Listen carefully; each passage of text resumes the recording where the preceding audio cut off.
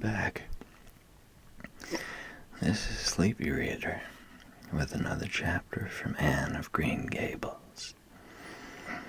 Go ahead and get yourself ready for bed, and I'll get started reading. With any luck, you'll be falling asleep before I do. Tonight, we're reading chapter 16. Diana is invited to tea, with tragic results. October was a beautiful month at Green Gables, when the birches in the hollow turned as golden as sunshine, and the maples behind the orchard were royal crimson, and the wild cherry trees along the lane put on the loveliest shades of dark red and bronzy green, while the fields sunned themselves in aftermaths. Anne reveled in the world of color about her. "Oh, Marilla," she exclaimed one Saturday morning, coming dancing in with her arms full of gorgeous boughs. "I'm so glad I live in a world where there are Octobers. It would be terrible if we just skipped from September to November, wouldn't it? Look at these maple branches. Don't they give you a thrill? Several thrills? I'm going to decorate my room with them." "Messy things," said Marilla, whose aesthetic sense was not noticeably developed. "You clutter up your room entirely too much with out-of-doors stuff, Anne. Bedrooms were made to sleep in." "Oh, and dream in, too, Marilla. And you know one can dream so much better in a room where there are pretty things. I'm going to put these boughs in the old blue jug and set them on my table. Mind you don't drop leaves all over the stairs, then. I'm going to a meeting of the Aid Society at Carmody this afternoon, Anne, and I won't likely be home before dark. You'll have to get Matthew and Jerry their supper, so mind you don't forget to put the tea to draw until you sit down at the table as you did last time."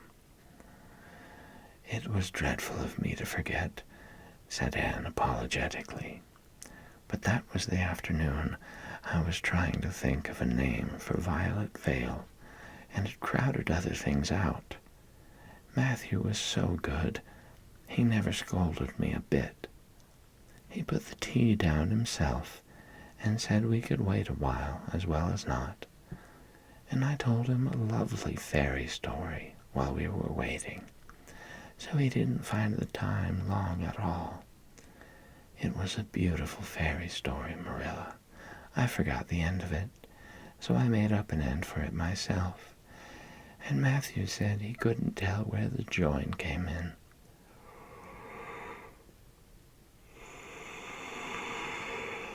"Matthew would think it all right, Anne, if you took a notion to get up and have dinner in the middle of the night.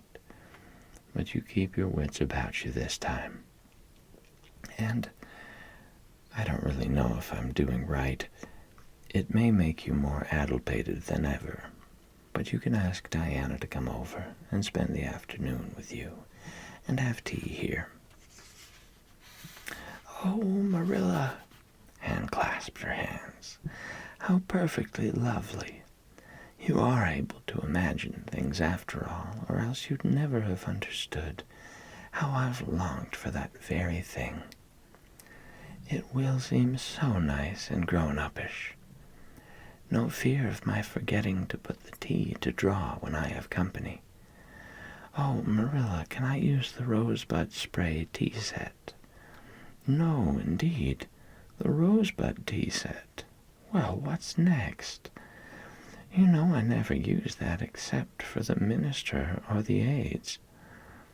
You put down the old brown tea set, but you can open the little yellow crock of cherry preserves. It's time it was being used, anyhow. I believe it's beginning to go. And you can cut some fruit cake and have some of the cookies and snaps. I can just imagine myself sitting down at the head of the table and pouring out the tea, said Anne, shutting her eyes ecstatically, and asking Diana if she takes sugar. I know she doesn't, but of course I'll ask her just as if I didn't know. And then pressing her to take another piece of fruit cake and another helping of preserves. Oh, Marilla, it's a wonderful sensation just to think of it. Can I take her into the spare room to lay off her hat when she comes, and then into the parlor to sit? No, the sitting room will do for you and your company. But there's a bottle half full of raspberry cordial that was left over from the church social the other night. It's on the second shelf of the sitting room closet, and you and Diana can have it if you like, and a cookie to eat with it along in the afternoon, for I dare say Matthew will be late coming into tea, since he's hauling potatoes to the vessel. Anne fled down to the hollow,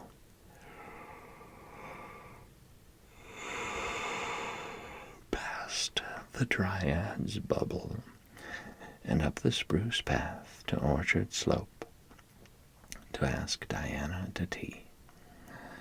As a result, just after Marilla had driven off to Carmody, Diana came over, dressed in her second-best dress, and looking exactly as it is proper to look when asked out to tea.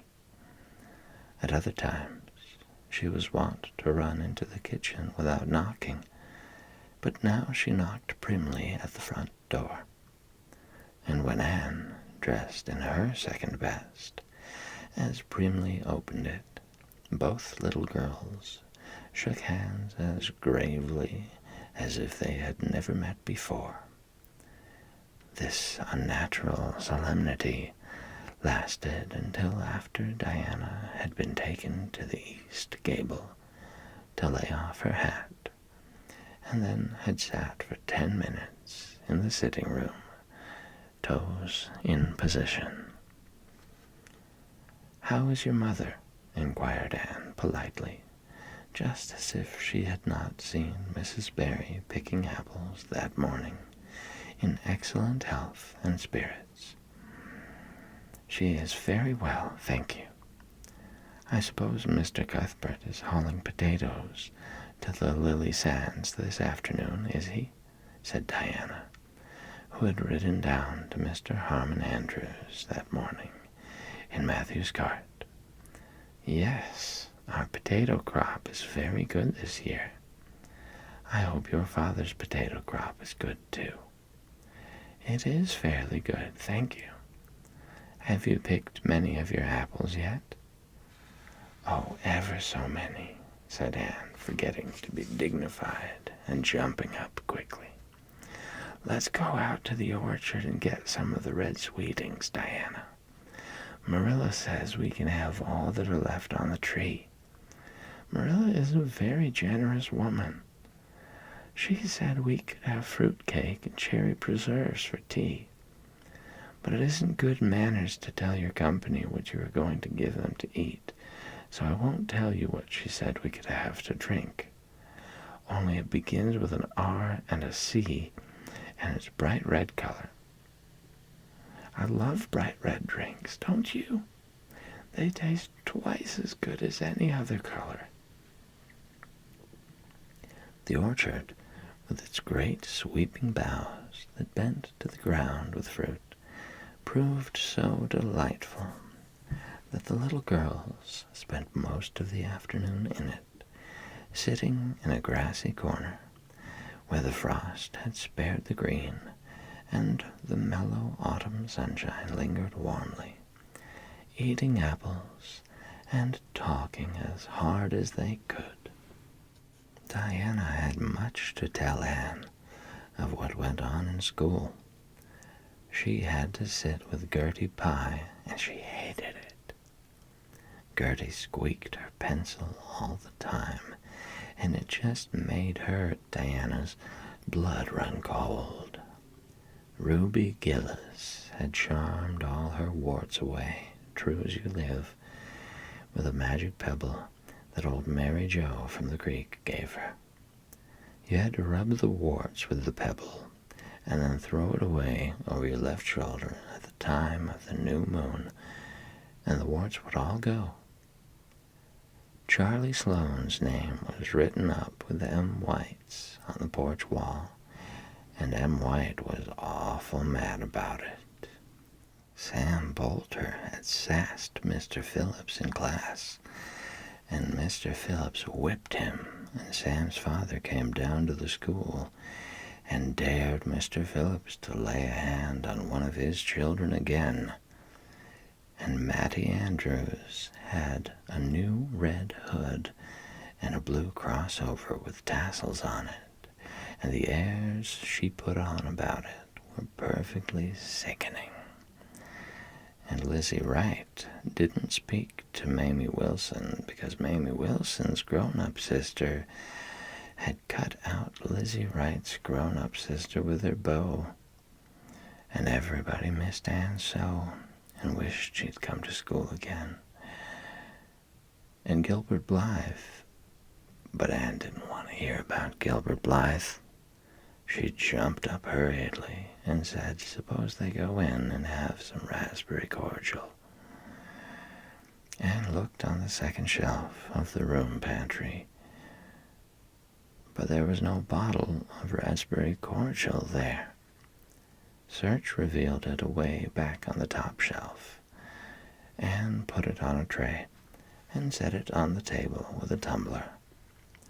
Now, please help yourself, Diana, she said politely. I don't believe I'll have any just now. I don't feel as if I wanted any after all those apples. Diana poured herself out a tumblerful, looked at its bright red hue admiringly, and then sipped it daintily. That's awfully nice raspberry cordial, Anne, she said. I didn't know raspberry cordial was so nice. I'm real glad you like it. Take as much as you want. I'm going to run out and stir the fire up. There are so many responsibilities on a person's mind when they're keeping house, isn't there? When Anne came back from the kitchen, Diana was drinking her second glassful of cordial, and being entreated thereto by Anne, she offered no particular objection to the drinking of a third. The tumblerfuls were generous ones, and the raspberry cordial was certainly very nice. The nicest I ever drank, said Diana. It's ever so much nicer than Mrs. Lynde's, although she brags of hers so much. It doesn't taste a bit like hers. I should think Marilla's raspberry cordial would probably be much nicer than Mrs. Lynde's, said Anne loyally. Marilla is a famous cook. She is trying to teach me to cook, but I assure you, Diana, it is uphill work. There's so little scope for imagination in cookery. You just have to go by rules. The last time I made a cake, I forgot to put the flour in. I was thinking the loveliest story about you and me, Diana. I thought you were desperately ill with smallpox, and everybody deserted you. But I went boldly to your bedside and nursed you back to life. And then I took the smallpox and died, and I was buried under those poplar trees in the graveyard. And you planted a rose bush by my grave and watered it with your tears. And you never, never forgot the friend of your youth who sacrificed her life for you. Oh, it was such a pathetic little tale, Diana. The tears just rained down over my cheeks while I mixed the cake. But I forgot the flour, and the cake was a dismal failure. Flour is so essential to cakes, you know. Marilla was very cross, and I don't wonder. I'm a great trial to her. She was terribly mortified about the pudding sauce last week. We had a plum pudding for dinner on Tuesday, and there was half the pudding and a pitcher full of sauce left over. Marilla said there was enough for another dinner and told me to set it on the pantry shelf and cover it.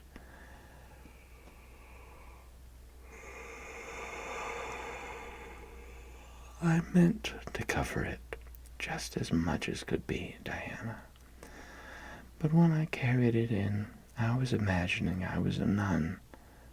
Of course, I'm a Protestant, but I imagined I was a Catholic, taking the veil to bury a broken heart in cloistered seclusion. And I forgot all about covering the pudding sauce. I thought of it next morning and ran to the pantry. Diana, fancy, if you can, my extreme horror at finding a mouse drowned in that pudding sauce. I lifted the mouse out with a spoon and threw it out in the yard, and then I washed the spoon in 3 waters. Marilla was out milking, and I fully intended to ask her when she came in if I'd give the sauce to the pigs. But when she did come in, I was imagining that I was a frost fairy, going through the woods, turning the trees red and yellow, whichever they wanted to be. So I never thought about the pudding sauce again, and Marilla sent me out to pick apples. Well, Mr. and Mrs. Chester Ross from Spencervale came here that morning. You know, they're very stylish people, especially Mrs. Chester Ross. When Marilla called me in, dinner was all ready and everybody was at the table. I tried to be as polite and dignified as I could be, for I wanted Mrs. Chester Ross to think I was a ladylike little girl, even if I wasn't pretty. Everything went right until I saw Marilla coming with the plum pudding in one hand and the pitcher of pudding sauce warmed up in the other. Diana, that was a terrible moment. I remembered everything, and I just stood up in my place and shrieked out, "Marilla, you mustn't use that pudding sauce. There was a mouse drowned in it. I forgot to tell you before." Oh, Diana, I shall never forget that awful moment if I live to be 100. Mrs. Chester Ross just looked at me, and I thought I would sink through the floor with mortification.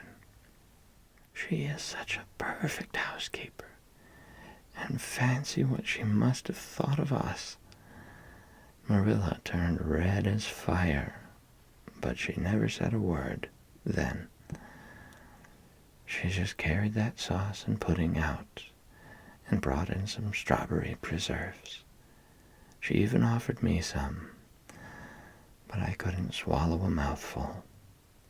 It was like heaping coals of fire on my head. After Mrs. Chester Ross went away, Marilla gave me a dreadful scolding. "Why, Diana, what is the matter?" Diana had stood up very unsteadily. Then she sat down again, putting her hands to her head. I'm awful sick," she said, a little thickly.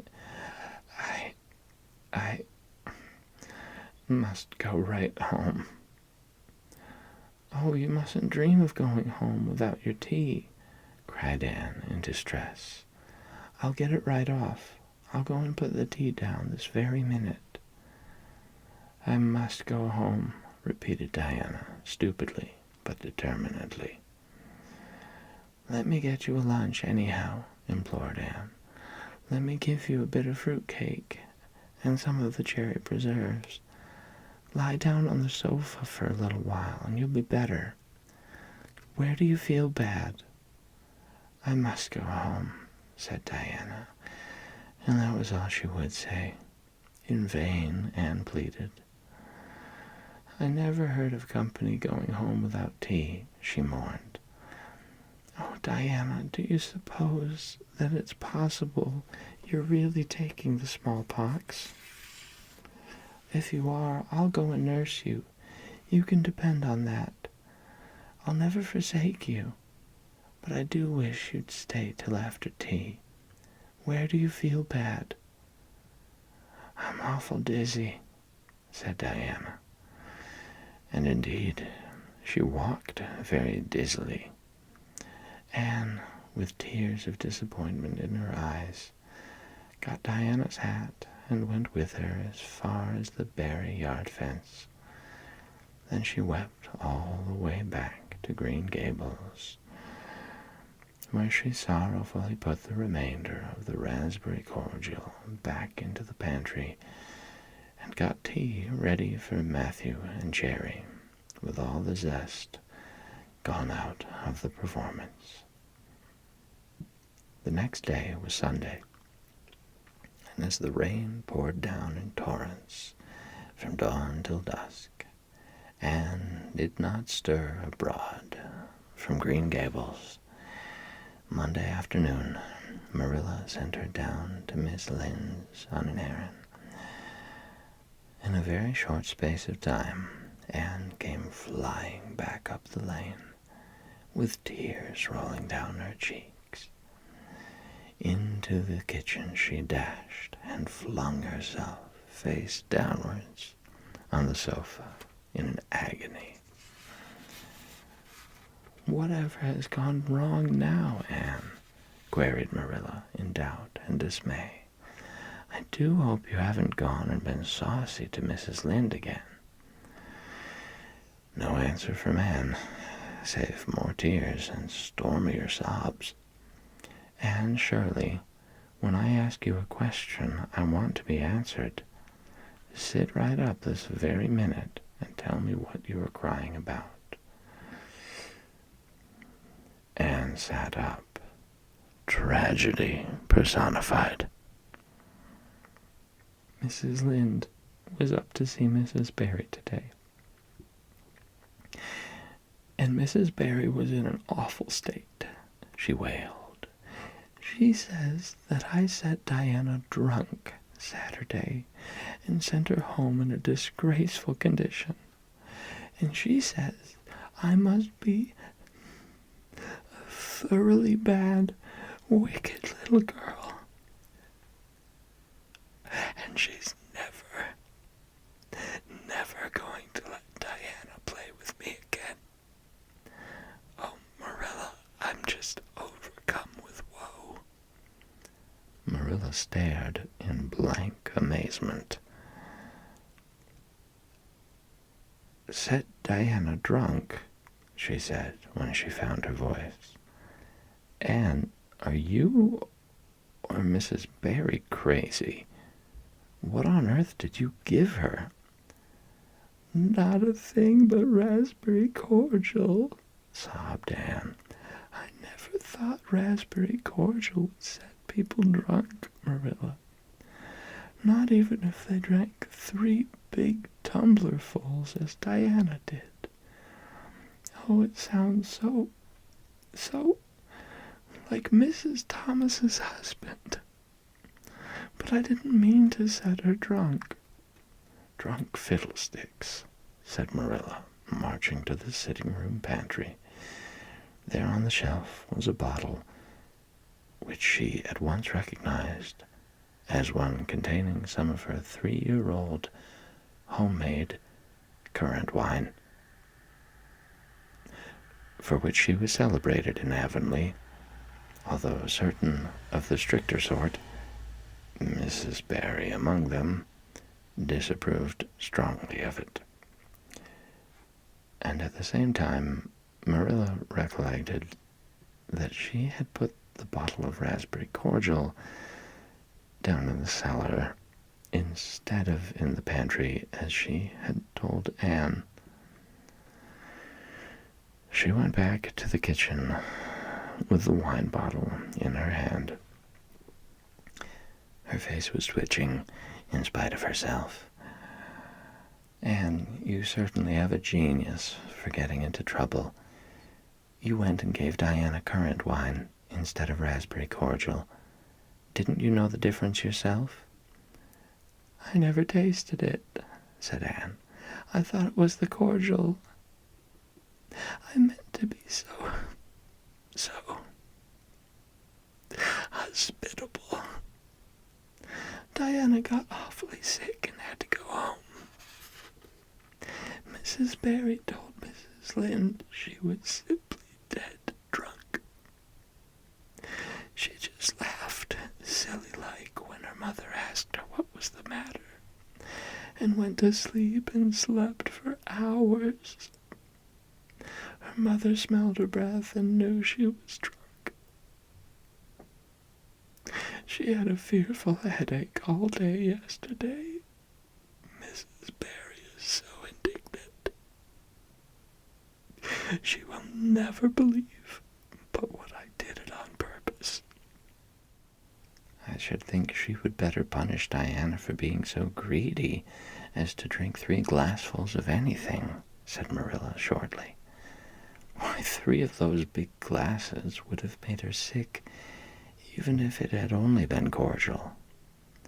Well, this story will be a nice handle for those folks who are so down on me for making currant wine, although I haven't made any for 3 years, ever since I found out that the minister didn't approve. I just kept the bottle for sickness." There, child, don't cry. I can't see as you were to blame, although I'm sorry it happened so."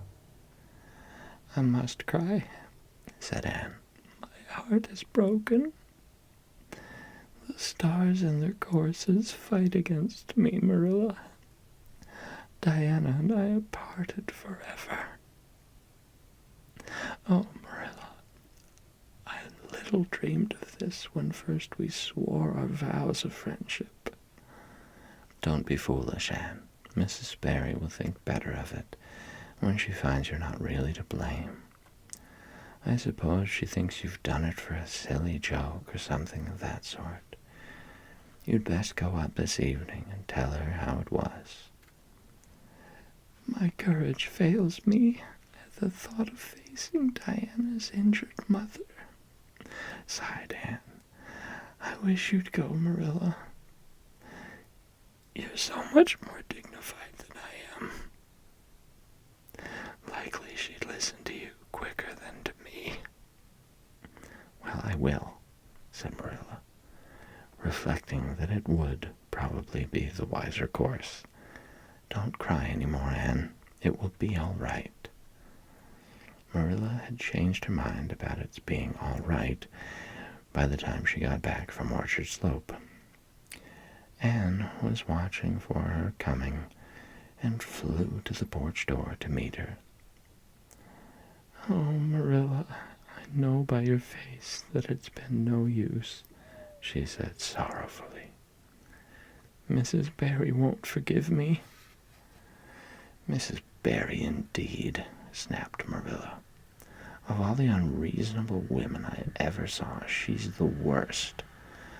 I told her it was all a mistake and you weren't to blame, but she just simply didn't believe me. And she rubbed it well in about my currant wine and how I'd always said it couldn't have the least effect on anybody.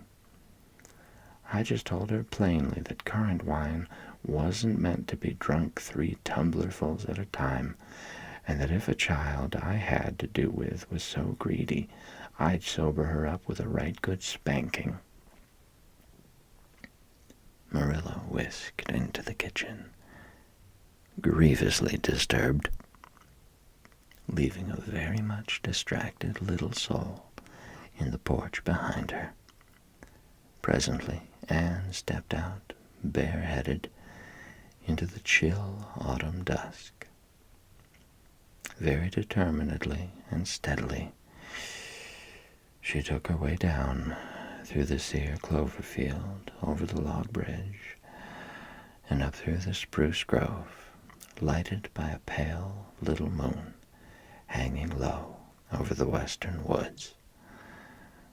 Mrs. Barry, coming to the door in answer to a timid knock, found a white-lipped, eager-eyed suppliant on the doorstep. Her face hardened.